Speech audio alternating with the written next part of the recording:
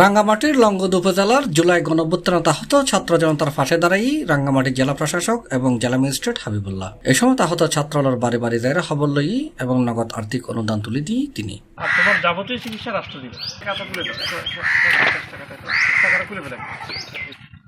শনিবার সকালে রাঙ্গামাটির লংগদুত ফসালি জেলা প্রশাসক সহ তার সফর সঙ্গেলরে ফুলদি বরণগড়ি গার্ডেনার প্রদান করা হয়। শেষ উপজেলা পাবলিক লাইব্রেরি মিলনায়তনত স্থানীয় গণ্যমান্য ব্যক্তিবর্গের লয় মত বিনিময় করেছে জেলা প্রশাসক। সভাত লংগদ উপজেলা নির্বাহী কর্মকর্তা কফিলউদ্দিন মাহমুদের সভাপতিত্বে প্রধান অতিথি হিসেবে বক্তব্য রাখি রাঙ্গামাটি জেলা প্রশাসক মোহাম্মদ হাবিবুল্লাহ। এই সময় রাঙ্গামাটি জেলা প্রশাসন অতিরিক্ত জেলা প্রশাসক রুহুল আমিন, জেলা পরিষদের সদস্য মিনহাজ তৌকির, লংগদ উপজেলা নির্বাহী কর্মকর্তা সহ ঊর্ধ্বতন কর্মকর্তা এবং গণ্যমান্য ব্যক্তিবর্গ উপস্থিত আছেন। এটাই ছাত্র জনতার গণঅভ্যুত্থানে আহত তিনজনের আর্থিক অনুদান তুলে দিয়ে বলে জেলা প্রশাসনের পক্ষ থেকে জানানো হয়। তো আমাদের রাঙ্গামাটি জেলা থেকে ডিসি স্যার আসছেন আমাকে আর্থিক সহযোগিতা দিতে, তো ওনারা দিয়ে গেছেন। তো আশা করি স্যারের কাছে অনেক ধন্যবাদ জানানোর, আর হলো স্যারে সরাসরি বাসায় আইসা কন্ট্যাক্ট করার জন্য, সরাসরি দেখা করার জন্য তার স্যারের কাছে অনেক অনেক ধন্যবাদ, কৃতজ্ঞতা জানাই স্যারের কাছে।